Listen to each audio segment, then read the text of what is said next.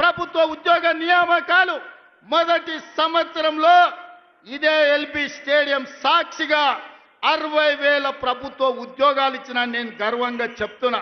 ఇవాళ నేను సవాలు విసురుతున్న కిషన్ రెడ్డికి, కేటీఆర్కు, కేసీఆర్కు, నరేంద్ర మోడీకి మొదటి సంవత్సరంలో మా ప్రభుత్వ ఉద్యోగాలలో 60,000 నియామకాలు చేపట్టింది. మీకు దమ్ము ఉంటే, ధైర్యం ఉంటే, చిత్తశుద్ధి ఉంటే మీరు సవాలు విసిరండి. 60,000 మందిని ఇదే ఎల్బీ స్టేడియంలో తెచ్చి తలలు మొత్తం లెక్క పెట్టిస్తా. ఒక్కటి తగ్గినా మీ కాళ్ళ ముందు క్షమాపణ చెప్పి నేను బయటికి వెళ్తా.